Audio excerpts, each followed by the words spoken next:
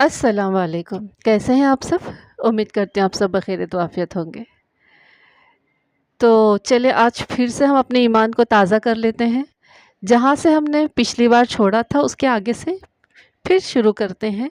अब हम शुरू करेंगे दोज़ख का हाल। हमने पिछली बार जन्नत का हाल देखा था, अब दोज़ख का हाल देखते हैं।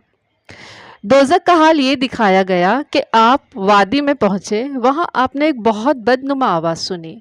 आपने बदबू भी महसूस की। आपने पूछा, जिब्राइल ये क्या है? उन्होंने बताया, ये जहन्नुम की आवाज़ है। ये कह रही है, ए मेरे परवरदिगार, मुझे वो ग़िज़ा दे जिसका तूने मुझसे वादा किया है। मेरी ज़ंजीरें और बेड़ियाँ, मेरी आग, शोले, मेरी गर्मी, गर्म हवा, पीप और अज़ाब के दूसरे हैबतनाक सामान बहुत बढ़ गए हैं। मेरी गहराई और उस गहराई में आग की तपिश यानी मेरा पेट और उसकी भूख बहुत ज़्यादा है। इसलिए मुझे मेरी वो खुराक दे जिसका तूने मुझसे वादा किया है। जहन्नुम की इस पुकार के जवाब में अल्लाह ताला ने फरमाया, हर काफिर और मुशरिक, बदतनीयत, बदमाश और खबीस मर्द और औरत तेरी खुराक है। ये सुनकर जहन्नुम ने जवाब दिया, बस मैं खुश हो गई। इसी सफ़र में आपको दज्जाल की सूरत दिखाई गई। उसकी शक्ल अब्दुल उज़्ज़ा इब्न क़तन जैसी थी। ये अब्दुल इज़्ज़ा जाहिलियत के ज़माने में नबी करीम सल्लल्लाहु अलैहि वसल्लम के ज़ुहूर से पहले ही मर गया था।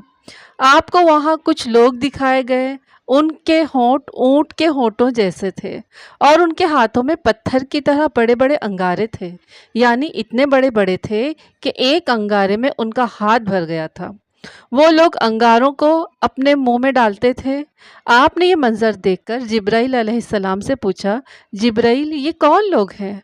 उन्होंने बतलाया, ये वो लोग हैं जो ज़बरदस्ती और जुल्म से यतीमों का माल खाते थे। उसके बाद आपने कुछ लोग देखे जिनके सामने एक बेहतरीन किस्म का गोश्त रखा था। दूसरी तरफ सड़ा हुआ बदबूदार गोश्त था। वो अच्छा गोश्त छोड़कर बदबूदार गोश्त खा रहे थे। आपने जिब्राइल अलैहिस्सलाम से पूछा, ये कौन लोग हैं? उन्होंने बताया, ये वो लोग हैं जिनको अल्लाह ताला ने पाक दामने औरतें अता फरमाई, यानी बीवियां दी थी, मगर इन्हें छोड़कर वो दूसरी औरतों के पास जाया करते थे। या वो ऐसी औरतें हैं जो अपने खाविन को छोड़कर दूसरे मर्दों के पास जाया करती थी। आपने वहाँ ऐसे लोग देखे अपने ही जिस्म से पहलुओं का गोश्त नोच नोच कर खा रहे थे। उनसे कहा जा रहा था, ये भी इसी तरह खाओ जिस तरह तुम अपने भाई का गोश्त खाया करते थे। आप सल्लल्लाहु अलैहि वसल्लम ने दरियाफ्त फरमाया, ये कौन लोग हैं? जिब्राइल अलैहिस्सलाम ने कहा, ये वो लोग हैं जो एक दूसरे पर आवाज़ कसा करते थे। जहन्नुम दिखाने के बाद आप सल्लल्लाहु अलैहि वसल्लम को जन्नत दिखाई गई। आपने वहाँ मोतियों के बने हुए गुंबद देखे। वहाँ की मिट्टी मुश्क की थी। आपने जन्नत में अनार देखे, वो बड़े बड़े डोलों जितने बड़े थे और जन्नत के परिंदे ऊँटों जितने बड़े थे। सातों आसमानों की सैर की। सैर के बाद आप सल्लल्लाहु अलैहि वसल्लम को सिदरतुल मुंतहा तक ले जाया गया। यह बेरी का एक दरख्त है। हुजूर सल्लल्लाहु अलैहि वसल्लम ने सिदरतुल मुंतहा की जड़ में एक चश्मा देखा। उससे दो नहरें फूट रही थी। एक का नाम कौसर और दूसरी का नाम रहमत। आप सल्लल्लाहु अलैहि वसल्लम फरमाते हैं, मैंने उस चश्मे में गुस्ल किया। एक रिवायत के मुताबिक सिदरतुल मुंतहा की जड़ से जन्नत की 4 नहरें निकल रही हैं। उनमें से एक नहर पानी की, दूसरी दूध की, तीसरी शहद की और चौथी नहर शराब की है। उस वक्त सिदरतुल मुंतहा के पास आपने जिब्राइल अलैहिस्सलाम को उनकी असल शक्ल में देखा, यानी जिस शक्ल में अल्लाह ताला ने उन्हें बनाया था। उनके 600 पर हैं और हर पर इतना बड़ा है कि उससे आसमान का किनारा छुप जाए। उन परों से रंगारंग मोती और याकूत इतनी तादाद में गिर रहे थे कि उनका शुमार अल्लाह ही को मालूम है। फिर एक बदली ने आपको घेर लिया। आप सल्लल्लाहु अलैहि वसल्लम को उसी बदली के ज़रिए ऊपर उठा लिया गया। जिब्राइल अलैहिस्सलाम वहीं रह गए। बदली की जगह बाज़ रिवायत में एक सीढ़ी के ज़रिए उठाने का जिक्र भी आया है। یہاں آپ صلی اللہ علیہ وسلم نے سریر اقلام یعنی لوح محفوظ پر لکھنے والے قلموں کی سرسراہٹ کی آوازیں سنی۔ یہ تقدیر کے قلم تھے اور فرشتے ان سے مخلوق کی تقدیریں لکھ رہے تھے۔ اس تفصیل سے معلوم ہوا کہ جبرائیل علیہ السلام سدرۃ المنتہا سے آگے نہیں گئے، اور یہ بھی معلوم ہوا کہ سدرۃ المنتہا 7ویں آسمان سے اوپر ہے۔ بعض علماء نے لکھا کہ یہ عرش عظیم کے دائیں طرف ہے۔ ایک روایت میں ہے کہ جبرائیل علیہ السلام صلی اللہ علیہ وسلم کو لے کر 7ویں آسمان کے اوپر گئے۔ وہاں ایک نہر پر پہنچے، ان میں یاقوتوں، موتیوں اور زبرجد کے خیمے لگے تھے۔ اس نہر میں ایک سبز رنگ کا پرندہ تھا، وہ اس قدر حسین تھا کہ اس جیسا پرندہ کبھی نہیں دیکھا تھا۔ جبرائیل علیہ السلام نے بتایا، یہ نہر کوثر ہے جو اللہ تعالیٰ نے آپ کو عطا فرمائی ہے۔ آپ صلی اللہ علیہ وسلم فرماتے ہیں، میں نے دیکھا اس میں یاقوت اور زمرجد کے تھالوں میں رکھے ہوئے سونے اور چاندی کے جام تیر رہے تھے۔ اس نہر کا پانی دودھ سے زیادہ سفید تھا۔ میں نے ایک جام اٹھایا، اس نہر سے بھر کر پیا تو وہ شہد سے زیادہ میٹھا اور مشک سے زیادہ خوشبودار تھا۔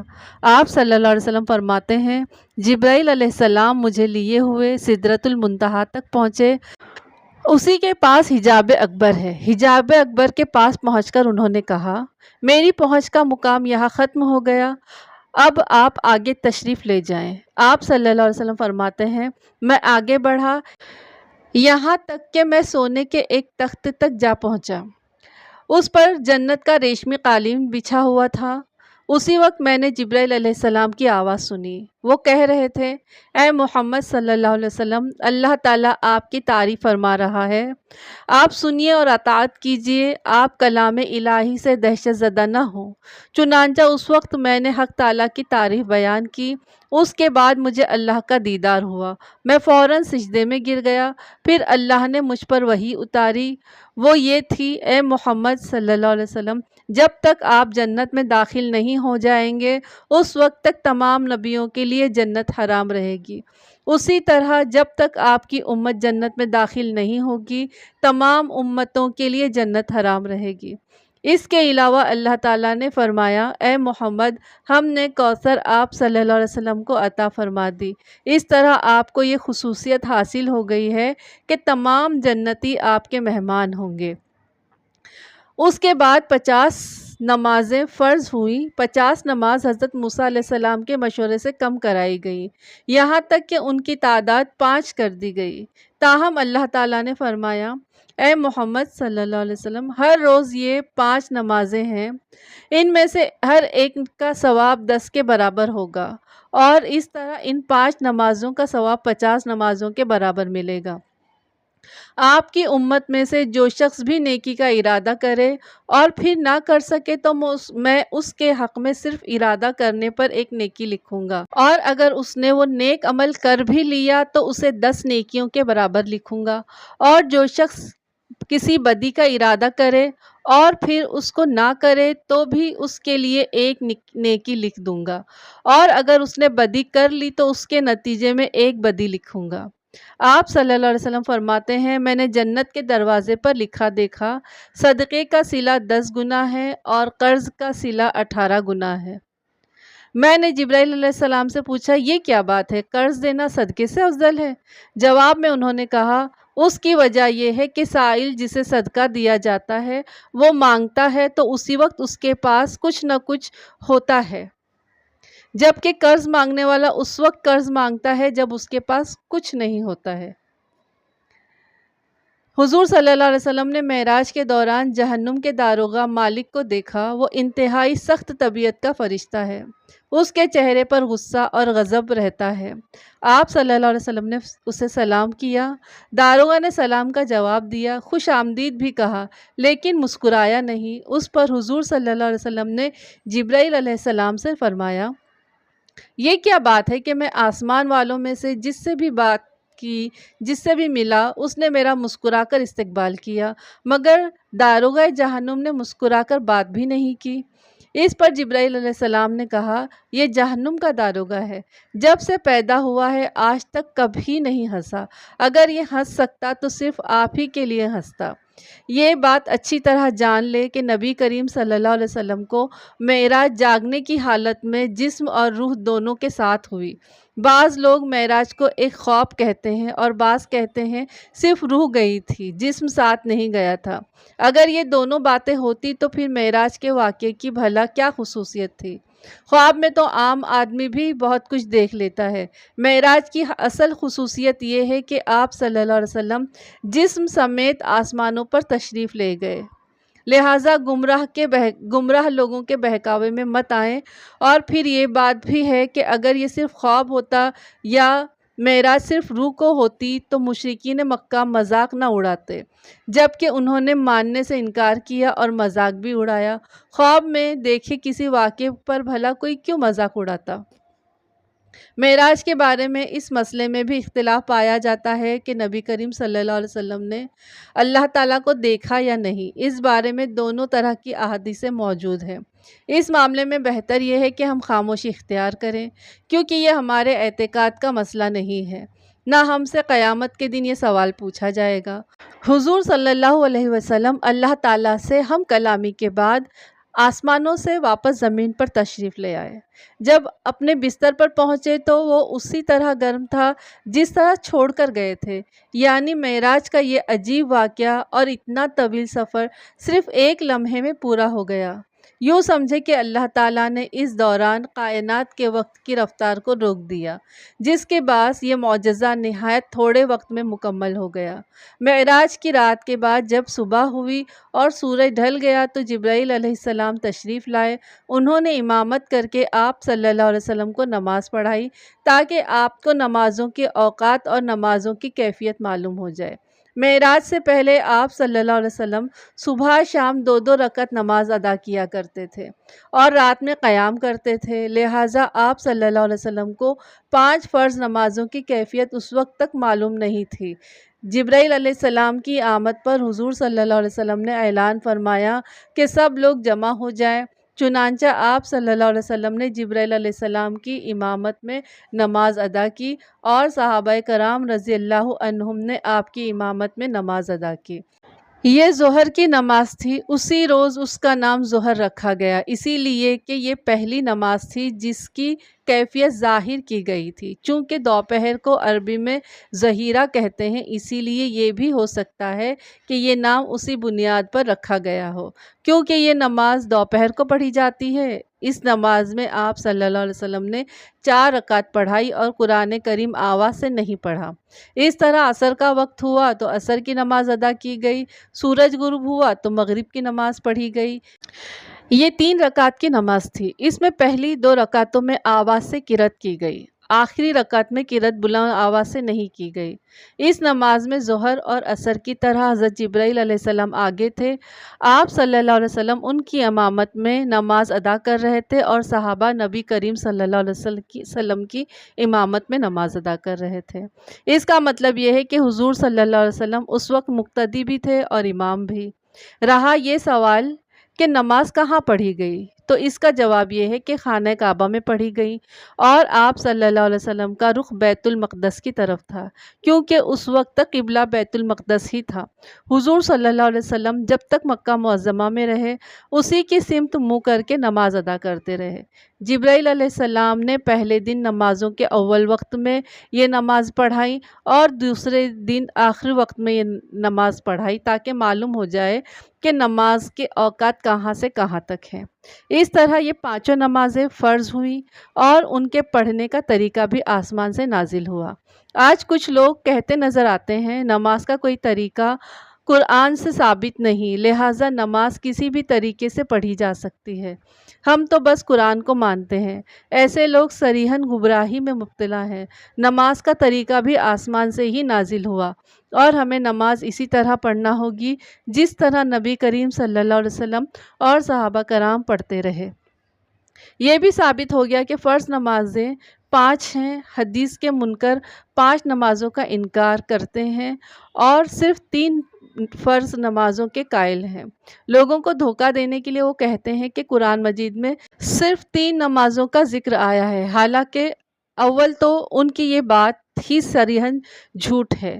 دوسرے یہ کہ جب احادیث سے 5 نمازیں ثابت ہیں تو کسی مسلمان کے لیے اس سے انکار کرنے کی کوئی گنجائش نہیں رہتی۔ 5 نمازوں کی حکمت کے بارے میں علماء نے لکھا ہے کہ انسان کے اندر اللہ تعالیٰ نے 5 حواس یعنی 5 حصے رکھی ہیں۔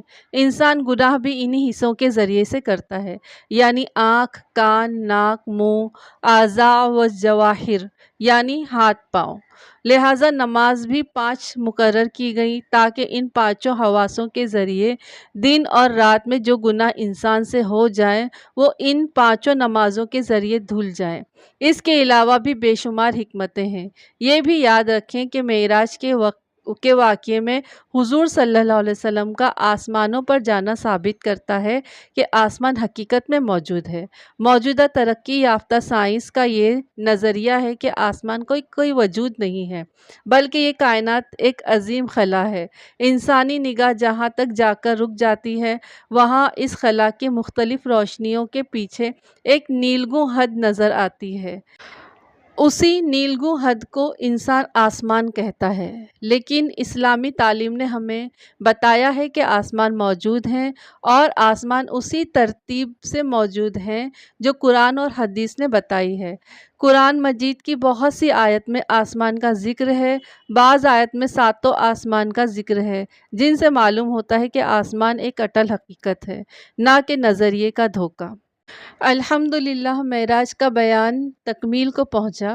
اس کے بعد سیرت النبی صلی اللہ علیہ وسلم قدم بقدم میں ہم معراج کے بعد کے واقعات بیان کریں گے انشاءاللہ تعالی۔ حج کے دنوں میں مکہ میں دور دور سے لوگ حج کرنے آتے تھے۔ یہ حج اسلامی طریقے سے نہیں ہوتا تھا، بلکہ اس میں کفریہ اور شرکیہ باتیں شامل کر لی گئی تھیں۔ ان دنوں یہاں میلے بھی لگتے تھے۔ نبی کریم صلی اللہ علیہ وسلم اسلام کی دعوت دینے کے لیے ان میلوں میں بھی جایا کرتے تھے۔ آپ صلی اللہ علیہ وسلم وہاں پہنچ کر لوگوں سے فرماتے تھے، کیا کوئی شخص اپنی قوم کی حمایت مجھے پیش کر سکتا ہے؟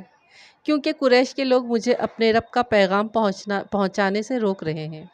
نبی کریم صلی اللہ علیہ وسلم مینا کے میدان میں تشریف لے جاتے، لوگوں کے ٹھکانے پر جاتے اور ان سے فرماتے، لوگوں، اللہ تعالیٰ تمہیں حکم دیتا ہے کہ تم صرف اسی کی عبادت کرو اور کسی کو اس کا شریک نہ ٹھہراؤ۔ نبی کریم صلی اللہ علیہ وسلم کا تعاقب کرتے ہوئے ابو لہب بھی وہاں تک پہنچ جاتا اور ان لوگوں سے بلند آواز میں کہتا، لوگوں، یہ شخص چاہتا ہے کہ تم اپنے باپ دادا کا دین چھوڑ دو۔ نبی کریم صلی اللہ علیہ وسلم ذوالحجاز کے میلے میں تشریف لے جاتے اور لوگوں سے فرماتے، لوگوں، لا الہ الا اللہ کہہ کر بھلائی حاصل کرو۔ ابو لہب یہاں بھی آ جاتا اور آپ کو پتھر مارتے ہوئے کہتا، لوگوں، اس شخص کی بات ہرگز نہ سنو، یہ جھوٹا ہے۔ نبی کریم صلی اللہ علیہ وسلم قبیلہ کندہ اور قبیلہ کلب کے کچھ خاندانوں کے پاس گئے۔ ان لوگوں کو بنو عبداللہ بھی کہا جاتا تھا۔ آپ صلی اللہ علیہ وسلم نے ان سے فرمایا، لوگوں، لا الہ الا اللہ پڑھ لو، فلاح پا جاؤ گے، کامیابی پا جاؤ گے۔ انہوں نے بھی اسلام کی دعوت قبول کرنے سے انکار کر دیا۔ آپ صلی اللہ علیہ وسلم بنو حنیفہ اور بنو عامر کے لوگوں کے پاس بھی گئے۔ ان میں سے ایک نے آپ صلی اللہ علیہ وسلم کا پیغام سن کر کہا، اگر ہم آپ کی بات مان لیں، آپ کی حمایت کریں اور آپ کی پیروی قبول کر لیں، پھر اللہ تعالیٰ آپ کو آپ کے مخالفوں پر فتح عطا فرما دے تو کیا آپ کے بعد یہ سرداری اور حکومت ہمارے ہاتھوں میں آ جائے گی؟ یعنی انہوں نے یہ شرط رکھی کہ آپ صلی اللہ علیہ وسلم کے بعد حکمرانی ان کی ہوگی۔ جواب میں آپ صلی اللہ علیہ وسلم نے ارشاد فرمایا، سرداری اور حکومت اللہ کے ہاتھ میں ہے، وہ جسے چاہتا ہے سونپ دیتا ہے۔ اس کے بعد اس شخص نے کہا، تو کیا ہم آپ کی حمایت میں عربوں سے لڑیں، عربوں کے نیزوں سے اپنے سینے چھلنی کرا لیں اور پھر جب آپ کامیاب ہو جائیں تو سرداری اور حکومت دوسروں کو ملے؟ نہیں، ہمیں آپ کی ایسی حکومت اور سرداری کی کوئی ضرورت نہیں۔ اس طرح ان لوگوں نے بھی صاف انکار کر دیا۔ بنو عامر کے یہ لوگ پھر اپنے وطن واپس لوٹ گئے۔ وہاں ان میں ایک بہت بوڑھا شخص تھا۔ بوڑھا ہونے کی وجہ سے وہ اس قدر کمزور ہو چکا تھا کہ ان کے ساتھ حج کے لیے نہیں جا سکا تھا۔ جب اس نے ان لوگوں سے حج اور میلے کے حالات پوچھے تو انہوں نے نبی کریم صلی اللہ علیہ وسلم کی دعوت کا بھی ذکر کیا۔ اور اپنا جواب بھی اسے بتا دیا۔ بوڑھا شخص یہ سنتے ہی سر پکڑ کر بیٹھ گیا اور افسوس بھرے لہجے میں بولا، اے بنی عامر، تم سے بہت بڑی غلطی ہوئی ہے۔ کیا تمہاری اس غلطی کا کوئی علاج ہو سکتا ہے؟ قسم ہے اس ذات کی جس کے قبضے میں میری جان ہے، اسماعیل علیہ السلام کی قوم میں سے جو شخص نبوت کا دعوے دار ہے، جو نبوت کا دعویٰ کر رہا ہے، وہ جھوٹا نہیں ہو سکتا، وہ بالکل سچا ہے۔ یہ اور بات ہے کہ اس کی سچائی تمہاری عقل میں نہ آ سکے گی۔ اسی طرح نبی کریم صلی اللہ علیہ وسلم نے بنو عبس، بنو سلیم، بنو غسان، بنو محارب، بنو فزارہ اور بنو نضر، بنو مرہ، بنو ازرہ سمیت کئی قبیلوں سے بھی ملے۔ ان سب نے آپ صلی اللہ علیہ وسلم کو اور بھی برے جوابات دیے۔ وہ کہتے، آپ کا گھرانہ اور آپ کا خاندان آپ کو زیادہ چاہتا ہے، اسی لیے انہوں نے آپ کی پیروی نہیں کی۔ عرب قبیلوں میں سے زیادہ تکلیف یمامہ کے بنو حنیفہ سے پہنچی۔ مسلمہ کذاب بھی اسی بدبخت قوم کا تھا جس نے نبوت کا دعویٰ کیا تھا۔ اسی طرح بنو ثقیف کے قبیلے نے بھی آپ صلی اللہ علیہ وسلم کو بہت برا بھلا کہا۔ اور تمام تر ناکامیوں کے بعد آخرکار اللہ تعالیٰ نے اپنے دین کو پھیلانے، اپنے نبی محمد صلی اللہ علیہ وسلم کا اکرام کرنے اور اپنا وعدہ پورا کرنے کا ارادہ فرمایا۔ آپ صلی اللہ علیہ وسلم حج کے دنوں میں گھر سے نکلے۔ وہ رجب کا مہینہ تھا۔ عرب حج سے پہلے مختلف رسموں اور میلوں میں شریک ہونے کے لیے مکہ پہنچا کرتے تھے۔ چنانچہ اس سال بھی آپ صلی اللہ علیہ وسلم مختلف قبیلوں سے ملنے کے لیے نکلے۔ آپ صلی اللہ علیہ وسلم عقبہ کے مقام پر پہنچے۔ عقبہ ایک گھاٹی کا نام ہے جس جگہ شیطانوں کو کنکری ماری جاتی ہے۔ یہ گھاٹی ادا مقام پر ہے۔ مکہ سے مینا کی طرف جائیں تو یہ مقام بائیں ہاتھ پر آتا ہے۔ اب اس جگہ ایک مسجد ہے۔ وہاں آپ صلی اللہ علیہ وسلم کی ملاقات مدینہ کے قبیلہ خزرج کے ایک جماعت سے ہوئی۔ اوس اور خزرج مدینہ منورہ کے مشہور قبیلے تھے۔ یہ اسلام سے پہلے ایک دوسرے کے جانی دشمن تھے۔ یہ بھی دوسرے عربوں کی طرح حج کیا کرتے تھے۔ یہ حضرات تعداد میں کل 6 تھے۔ ایک روایت کے مطابق ان کی تعداد 8 تھی۔ آپ صلی اللہ علیہ وسلم نے انہیں دیکھا تو ان کے قریب تشریف لے گئے۔ ان سے فرمایا، میں آپ سے کچھ کہنا چاہتا ہوں۔ وہ بولے، ضرور کہیں۔ فرمایا، بہتر ہوگا کہ ہم بیٹھ جائیں۔ پھر آپ صلی اللہ علیہ وسلم ان کے پاس بیٹھ گئے۔ ان لوگوں نے جب آپ صلی اللہ علیہ وسلم کے چہرے کی طرف دیکھا تو وہاں سچائی ہی سچائی اور بھلائی ہی بھلائی نظر آئی۔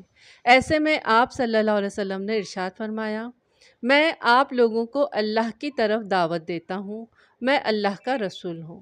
یہ سنتے ہی انہوں نے کہا، اللہ کی قسم، آپ کے بارے میں ہمیں معلوم ہے۔ یہودی ایک نبی کی خبر ہمیں دیتے رہے ہیں اور ہمیں اس سے ڈراتے رہے ہیں، یعنی وہ کہتے رہے ہیں کہ ایک نبی ظاہر ہونے والے ہیں، آپ ضرور وہی ہیں، کہیں ایسا نہ ہو کہ ہم سے پہلے وہ آپ کی پیروی اختیار کر لے۔ اصل میں بات یہ تھی کہ جب بھی یہودی اور مدینے کے لوگوں میں کوئی لڑائی جھگڑا ہوتا تھا تو یہودی ان سے کہا کرتے تھے، بہت جلد ایک نبی کا ظہور ہونے والا ہے، ان کا زمانہ نزدیک آ چکا ہے، ہم اس نبی کی پیروی کریں گے اور ان کے جھنڈے تلے اس طرح تمہارا قتل عام کریں گے جیسے قوم عاد اور قوم ارم کا ہوا تھا۔ ان کا مطلب یہ تھا کہ ہم تمہیں نیست و نابود کر دیں گے۔ اسی بنیاد پر مدینہ کے لوگوں کو آپ صلی اللہ علیہ وسلم کے ظہور کے بارے میں معلوم ہوا تھا اور اسی بنیاد پر انہوں نے فوراً آپ صلی اللہ علیہ وسلم کی بات مان لی۔ آپ صلی اللہ علیہ وسلم کی تصدیق کی اور مسلمان ہو گئے۔ پے در پے ناکامیوں کے بعد یہ بہت زبردست کامیابی تھی اور پھر یہ کامیابی تاریخی اعتبار سے بھی بہت بڑی ثابت ہوئی۔ اس بیعت نے تاریخ کے دھارے کو موڑ کر رکھ دیا، گویا اللہ تعالیٰ نے ان کے ذریعے ایک زبردست خیر کا ارادہ فرمایا تھا۔ اسلام قبول کرتے ہی انہوں نے عرض کیا، ہم اپنی قوم اوس اور خزرج کو اس حالت میں چھوڑ آئے ہیں، ان کے درمیان زبردست جنگ جاری ہے، اس لیے اگر اللہ تعالیٰ آپ کے ذریعے ان سب کو ایک کر دے تو یہ بہت اچھی بات ہوگی۔ اوس اور خزرج 2 سگے بھائیوں کی اولاد تھے، پھر ان میں دشمنی ہو گئی۔ لڑائیوں نے اس قدر طول کھینچا کہ 120 سال تک وہ نسل در نسل لڑتے رہے آپس میں اور قتل پر قتل ہوئے۔ اس وقت انہوں نے اپنی دشمنی کی طرف اشارہ کیا، لہٰذا انہوں نے کہا ہم اوس اور اپنے قبیلے کے دوسرے لوگوں کو بھی اسلام کی دعوت دیں گے، ہو سکتا ہے کہ اللہ تعالیٰ آپ کے نام پر انہیں ایک کر دے۔ اگر آپ کی وجہ سے وہ ایک ہو گئے، ان کا کلمہ ایک ہو گیا، تو پھر آپ سے زیادہ قابل عزت اور عزیز کون ہوگا؟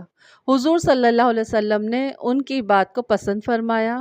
پھر یہ حضرات حج کے بعد مدینہ منورہ پہنچے۔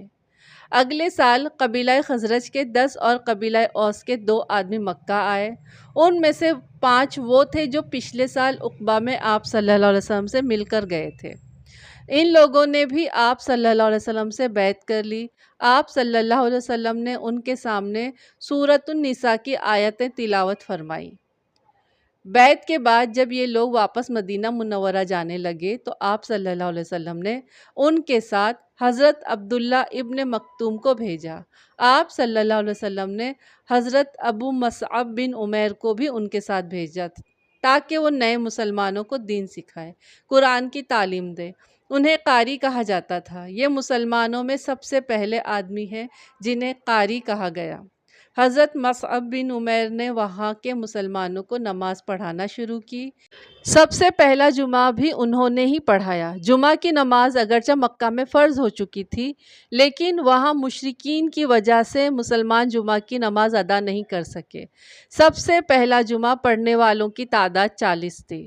حضرت مصعب بن عمیر نے مدینہ منورہ میں دین کی تبلیغ شروع کی تو حضرت سعد بن معاذ اور ان کے چچا زاد بھائی حضرت اسید بن حضیر رضی اللہ تعالیٰ عنہ ان کے ہاتھ پر مسلمان ہو گئے۔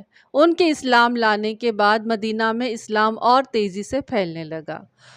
اس کے بعد حضرت مصعب بن عمیر حج کے دنوں میں واپس مکہ پہنچے۔ مدینہ منورہ میں اسلام کی کامیابیوں کی خبر سن کر آپ صلی اللہ علیہ وسلم بہت خوش ہوئے۔ مدینہ منورہ میں جو لوگ اسلام لا چکے تھے، ان میں سے تو جو حج کے لیے آئے تھے، انہوں نے فارغ ہونے کے بعد منا میں رات کے وقت آپ صلی اللہ علیہ وسلم سے ملاقات کی۔ جگہ اور وقت پہلے سے ہی طے کر لیا گیا تھا۔ ان لوگوں کے ساتھ چونکہ مدینہ سے مشرک لوگ بھی آئے تھے اور ان سے ملاقات کو پوشیدہ رکھنا تھا، اسی لیے یہ ملاقات رات کے وقت ہوئی۔ یہ حضرات کل 73 مرد اور 2 عورتیں تھیں۔ ملاقات کی جگہ عقبہ کی گھاٹی تھی۔ وہاں ایک ایک 2 کر کے جمع ہو گئے۔ اس مجمع میں 11 آدمی قبیلہ اوس کے تھے اور پھر آپ صلی اللہ علیہ وسلم تشریف لائے۔ آپ صلی اللہ علیہ وسلم کے چچا حضرت عباس بن عبد المطلب بھی ساتھ تھے۔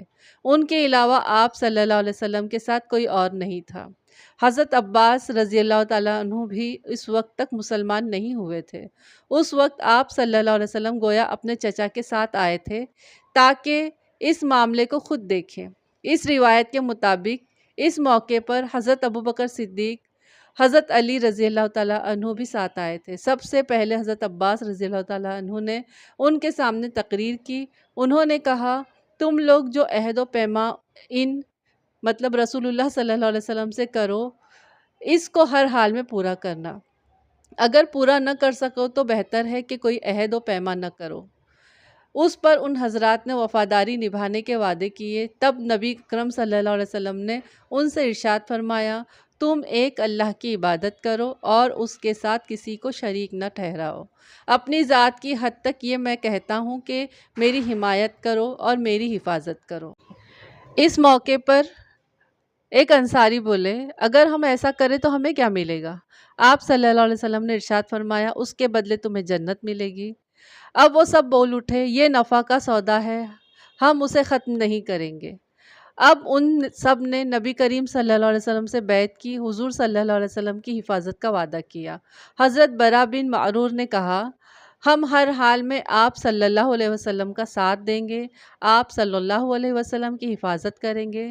حضرت برا بن معرور رضی اللہ تعالیٰ عنہ یہ الفاظ کہہ رہے تھے کہ ابو الہیثم بن تیہان بول اٹھے، چاہے ہم پیسے کے محتاج ہو جائیں اور چاہے ہمیں قتل کر دیا جائے، ہم ہر قیمت پر آپ صلی اللہ علیہ وسلم کا ساتھ دیں گے۔ اس وقت حضرت عباس رضی اللہ تعالیٰ عنہ بولے، ذرا آہستہ آواز میں بات کرو، کہیں مشرک آواز نہ سن لے۔ اس موقع پر ابو الہیثم نے عرض کیا، اے اللہ کے رسول صلی اللہ علیہ وسلم، ہمارے اور یہودیوں کے درمیان کچھ معاہدے ہیں، اب ہم ان کو توڑ رہے ہیں، ایسا تو نہیں ہوگا کہ آپ صلی اللہ علیہ وسلم ہمیں چھوڑ کر مکہ آ جائیں؟ یہ سن کر آپ صلی اللہ علیہ وسلم مسکرائے اور فرمایا، نہیں، بلکہ میرا خون اور تمہارا خون ایک ہے، جس سے تم جنگ کرو گے اس سے میں جنگ کروں گا، جسے تم پناہ دو گے اسے میں پناہ دوں گا۔ پھر آپ صلی اللہ علیہ وسلم نے ان سے 12 آدمی الگ کیے، یہ 9 خزرج میں سے اور 3 اوس میں سے تھے۔ آپ نے ان سے فرمایا، تم میرے جانثار ہو، تم میرے نقیب ہو۔ ان 12 حضرات میں یہ حضرات شامل تھے: حضرت سعد بن عبادہ، اسد بن رواحہ، برا بن معرور، ابو الحیثم بن ابن تیحان، اسید بن حضیر، عبداللہ ابن عمرو بن حزام، عبادہ بن صامت اور رافع بن مالک رضی اللہ تعالی عنہم۔ ان سب میں ہر ایک اپنے اپنے قبیلے کا نمائندہ تھا۔ آپ صلی اللہ علیہ وسلم نے ان جانثاروں سے فرمایا، تم لوگ اپنی اپنی قوم کی طرف سے اس طرح میرے کفیل ہو جیسے عیسیٰ علیہ السلام کے 12 حواری ان کے کفیل تھے، اور میں اپنی قوم یعنی مہاجروں کی طرف سے کفیل اور ذمہ دار ہوں۔ اس بیعت کو بیعت عقبہ ثانیہ کہا جاتا ہے۔ یہ بہت اہم تھی۔ اس بیعت کے ہونے پر شیطان نے بہت واویلا کیا، چیخا اور چلایا، کیونکہ یہ اسلام کی ترقی کی بنیاد تھی۔ جب یہ مسلمان مدینہ پہنچے تو انہوں نے کھل کر اسلام قبول کرنے کا اعلان کر دیا، اعلانیہ نماز پڑھنے لگے۔ مدینہ منورہ میں حالات سازگار دیکھ کر نبی کریم صلی اللہ علیہ وسلم نے مسلمانوں کو مدینہ منورہ کی طرف ہجرت کرنے کا حکم دیا، کیونکہ قریش کو جب یہ پتہ چلا کہ نبی کریم صلی اللہ علیہ وسلم نے ایک جنگجو قوم کے ساتھ ناطہ جوڑ لیا ہے اور ان کے ہاں ٹھکانہ بنا لیا ہے، تو انہوں نے مسلمانوں کا مکہ میں جینا مشکل کر دیا، تکالیف دینے کا ایسا سلسلہ شروع کیا کہ اب تک ایسا نہیں کیا تھا۔ روز بروز صحابہ کی پریشانیاں اور مصیبتیں بڑھتی چلی گئی۔ کچھ صحابہ کو دین سے پھیرنے کے لیے طرح طرح کے طریقے آزمائے گئے، طرح طرح کے عذاب دیے گئے۔ آخر صحابہ نے اپنی مصیبتوں کی فریاد آپ صلی اللہ علیہ وسلم سے کی اور مکہ سے ہجرت کرنے کی اجازت مانگی۔ حضور اکرم صلی اللہ علیہ وسلم چند دن خاموش رہے، آخر ایک دن فرمایا، مجھے تمہاری ہجرت گاہ کی خبر دی گئی ہے، وہ یثرب ہے یعنی مدینہ۔ اور اس کے بعد حضور اکرم صلی اللہ علیہ وسلم نے انہیں ہجرت کرنے کی اجازت دے دی۔ اس اجازت کے بعد صحابہ کرام ایک ایک دو دو کر کے چھپ چھپا کر جانے لگے۔ مدینہ کی طرف روانہ ہونے سے پہلے نبی کریم صلی اللہ علیہ وسلم اپنے صحابہ کے درمیان بھائی چارہ یعنی انہیں ایک دوسرے کا بھائی بنایا، مثلاً حضرت ابوبکر اور حضرت عمر کے درمیان بھائی چارہ فرمایا، اس طرح حمزہ کو حضرت زید بن حارثہ کا بھائی بنایا، حضرت عثمان رضی اللہ تعالیٰ عنہ کو عبد الرحمن بن عوف کا بھائی بنایا، حضرت عبادہ بن صامت اور حضرت بلال کے درمیان بھائی چارہ قائم کیا، حضرت مصعب بن عمیر اور حضرت اسد بن ابی وقاص کے درمیان بھائی چارہ قائم کیا، حضرت ابو عبیدہ بن جراح رضی اللہ تعالیٰ عنہ اور حضرت حذیفہ رضی اللہ تعالیٰ عنہ کے غلام حضرت سالم کے درمیان اور حضرت سعید بن زید اور حضرت طلحہ بن عبید اللہ کے درمیان اور حضرت علی رضی اللہ تعالیٰ عنہ کو خود اپنا بھائی بنایا۔ مسلمانوں میں سے جن صحابہ نے سب سے پہلے مدینہ کی طرف ہجرت کی وہ رسول اللہ صلی اللہ علیہ وسلم کے پھوپھی زاد بھائی حضرت ابو سلمہ عبداللہ بن عبداللہ مخزومی، انہوں نے سب سے پہلے تنہا جانے کا ارادہ فرمایا۔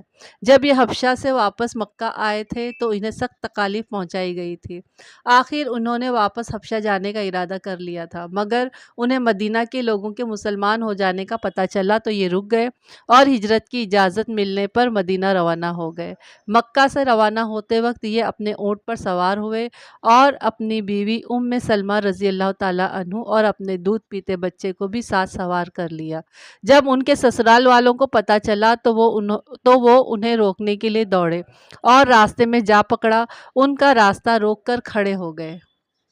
انہوں نے ان کی اونٹ کی مہار پکڑ لی اور بولے، اے ابو سلمہ، تم اپنے بارے میں اپنی مرضی کے خود مختار ہو، مگر سلمہ ہماری بیٹی ہے، ہم یہ گوارا نہیں کر سکتے کہ تم اسے ساتھ لے جاؤ۔ یہ کہہ کر انہوں نے سلمہ رضی اللہ تعالیٰ عنہا کے اونٹ کی لگام کھینچ لی۔ اس وقت ابو سلمہ کے خاندان کے لوگ وہاں پہنچ گئے اور بولے، ابو سلمہ کا بیٹا ہمارے خاندان کا بچہ ہے، جب تم نے اپنی بیٹی کو اس کے قبضے سے چھڑا لیا تو ہم بھی اپنے بچے کو اس کے ساتھ نہیں جانے دیں گے۔ یہ کہہ کر انہوں نے بچے کو چھین لیا۔ اسی طرح ان ظالموں نے حضرت ابو سلمہ رضی اللہ تعالیٰ عنہ کو ان کی بیوی اور بچے سے جدا کر دیا۔ ابو سلمہ رضی اللہ تعالیٰ عنہ تنہا مدینہ منورہ پہنچے۔ سلمہ رضی اللہ تعالیٰ عنہا شوہر اور بچے کی جدائی کے غم میں روزانہ صبح سویرے مکہ سے باہر مدینہ منورہ کے طرف جانے والے راستے پر جا کر بیٹھ جاتی اور روتی رہتی۔ ایک دن ان کا ایک رشتہ دار ادھر سے گزرا، اس نے انہیں روتے دیکھا تو ترس آ گیا۔ وہ اپنی قوم کے لوگوں میں گیا اور ان سے بولا، تمہیں اس غریب پر رحم نہیں آتا؟ اسے اس کے شوہر اور بچے سے جدا کر دیا، کچھ تو خیال کرو۔ آخر ان کے دل پسیج گئے، انہوں نے سلمہ رضی اللہ تعالیٰ عنہا کو جانے کی اجازت دے دی۔ یہ خبر سن کر ابو سلمہ رضی اللہ تعالیٰ عنہ کے رشتہ داروں نے بچہ سلمہ کو دے دیا اور انہیں اجازت دے دی کہ بچے کو لے کر مدینہ چلی جائے۔ اس طرح انہوں نے مدینہ کی طرف تنہا سفر شروع کیا۔ راستے میں حضرت عثمان بن طلحہ رضی اللہ تعالیٰ عنہ ملے۔ یہ اس وقت تک مسلمان نہیں ہوئے تھے، کعبہ کی چابی کے ذمہ دار تھے۔ یہ صلح حدیبیہ کے موقع پر مسلمان ہوئے تھے۔ یہ ان کی حفاظت کی غرض سے ان کے اونٹ کے ساتھ ساتھ چلتے رہے، یہاں تک کہ انہیں قباء میں پہنچا دیا۔ پھر حضرت عثمان بن طلحہ رضی اللہ تعالیٰ عنہ یہ کہتے ہوئے رخصت ہوئے، تمہارے شوہر یہاں موجود ہیں۔ اس طرح سلمہ رضی اللہ تعالیٰ عنہ مدینہ پہنچی۔ پہلی مہاجر خاتون ہے جو شوہر کے بغیر مدینہ آئی۔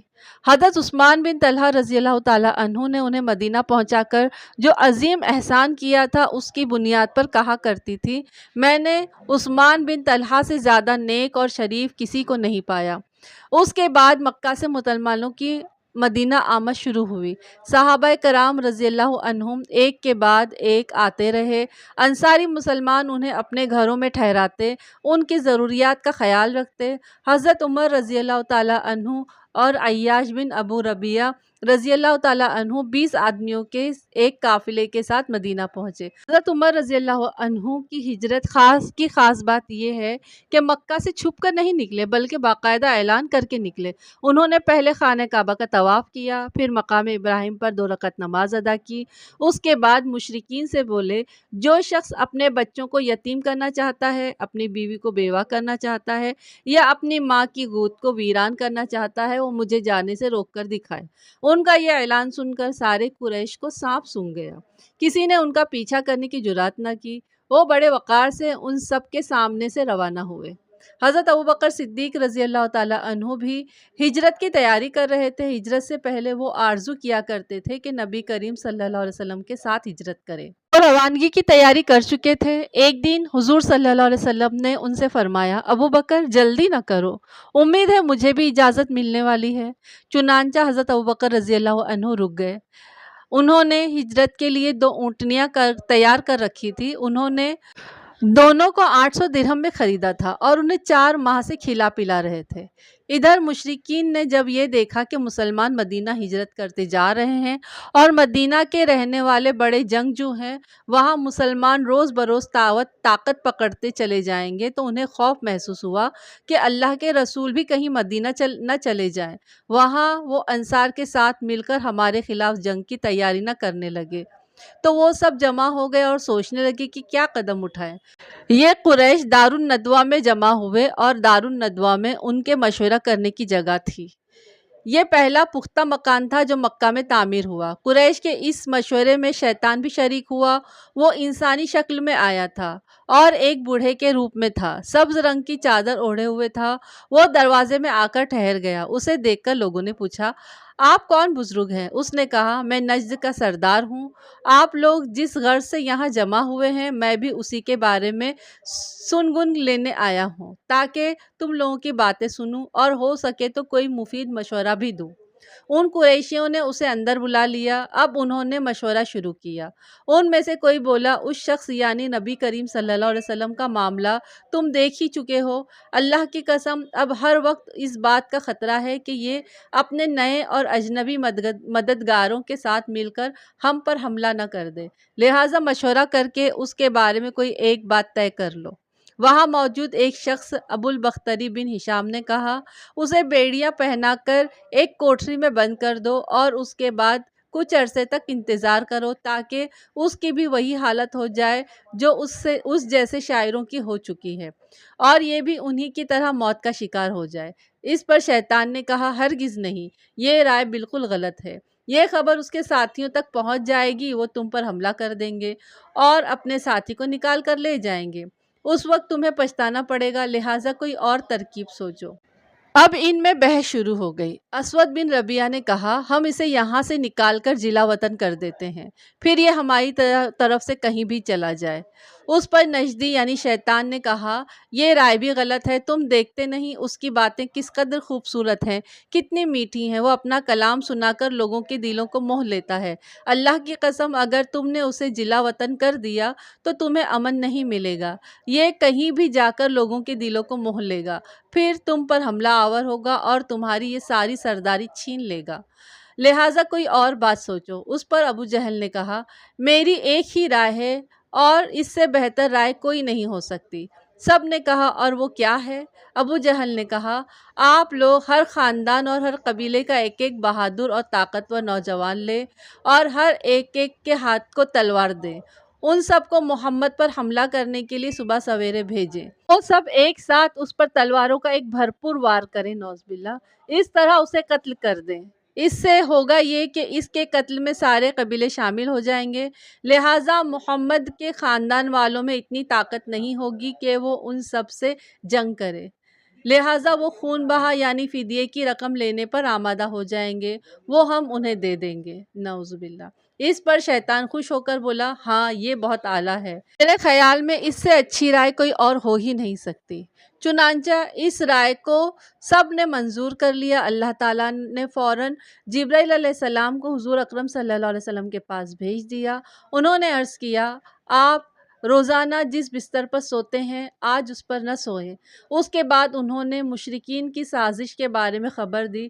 چنانچہ سورہ انفال کی آیت نمبر 30 میں آتا ہے، ترجمہ، اور اس واقعے کا بھی ذکر کیجیے جب کافر لوگ آپ کی نسبت بری بری تدبیریں سوچ رہے تھے کہ آیا آپ کو قید کر لیں یا قتل کر ڈالیں یا جلا وطن کر دیں، اور وہ اپنی تدبیریں کر رہے تھے اور اللہ اپنی تدبیر کر رہا تھا، اور سب سے مضبوط تدبیر کرنے والا اللہ ہے۔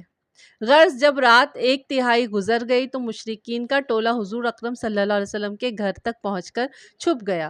وہ انتظار کرنے لگے کہ کب وہ سوئیں اور وہ یکدم ان پر حملہ کر دیں۔ ان کفار کی تعداد 100 تھی۔ ادھر حضور صلی اللہ علیہ وسلم نے حضرت علی سے فرمایا، تم میرے بستر پر سو جاؤ اور میری یمنی چادر اوڑھ لو۔ پھر آپ صلی اللہ علیہ وسلم نے حضرت علی کو تسلی دیتے ہوئے فرمایا، تمہارے ساتھ کوئی ناخوشگوار واقعہ پیش نہیں آئے گا۔ مشرکوں کے جس گروہ نے آپ صلی اللہ علیہ وسلم کے گھر کو گھیر رکھا تھا، ان میں حکیم بن ابو العاص، عقبہ بن ابی معیط، نصر بن حارث، اسید بن خلف، زمعہ بن اسود اور ابو جہل بھی شامل تھے۔ ابو جہل اس وقت دبی دبی آواز میں اپنے ساتھیوں سے کہہ رہا تھا، محمد صلی اللہ علیہ وسلم کہتا ہے اگر تم اس کے دین کو قبول کر لو گے تو تمہیں عرب اور عجم کی بادشاہت مل جائے گی، اور مرنے کے بعد تمہیں دوبارہ زندگی عطا کی جائے گی، اور وہاں تمہارے لیے ایسی جنتیں ہوں گی، ایسے باغات ہوں گے جیسے اردن کے باغات ہیں، لیکن اگر تم میری پیروی نہیں کرو گے تو تم سب تباہ ہو جاؤ گے، مرنے کے بعد دوبارہ زندہ کیے جاؤ گے تو تمہارے لیے وہاں جہنم کی آگ تیار ہوگی، اس کے بعد اس میں تمہیں جلایا جائے گا۔ نبی کریم صلی اللہ علیہ وسلم نے اس کے یہ الفاظ سن لیے۔ آپ یہ کہتے ہوئے گھر سے نکلے، ہاں میں یقیناً یہ بات کہتا ہوں۔ اس کے بعد آپ صلی اللہ علیہ وسلم نے اپنی مٹھی میں کچھ مٹی اٹھائی اور یہ آیت تلاوت فرمائی، ترجمہ، یاسین شریف، قسم ہے حکمت والے قرآن کی، بے شک آپ پیغمبروں کے گروہ میں سے ہیں، سیدھے راستے پر ہیں۔ یہ قرآن زبردست اللہ مہربان کی طرف سے نازل کیا گیا ہے تاکہ آپ پہلے تو ایسے لوگوں کو ڈرائیں جن کے باپ دادا نہیں ڈرائے گئے، سو اسی سے بے خبر ہیں وہ۔ ان میں سے اکثر لوگوں پر یہ بات ثابت ہو چکی ہے، سو یہ لوگ ایمان نہیں لائیں گے۔ ہم نے ان کی گردنوں میں طوق ڈال دیے ہیں، پھر وہ تھوڑیوں تک اڑ گئے ہیں جن سے ان کے سر اوپر کو اٹھ گئے ہیں، اور ہم نے ایک آڑ ان کے سامنے کر دی ہے اور ایک آڑ ان کے پیچھے کر دی ہے، جس سے ہم نے انہیں ہر طرف سے گھیر لیا ہے، سو وہ دیکھ نہیں سکتے۔ یہ وہ سورہ یاسین کی آیت 1 سے 9 کا ترجمہ ہے۔ ان آیت کی برکت سے اللہ تعالیٰ نے کفار کو وقتی طور پر اندھا کر دیا، وہ آپ صلی اللہ علیہ وسلم کو اپنے سامنے سے جاتے ہوئے دیکھ نہ سکے۔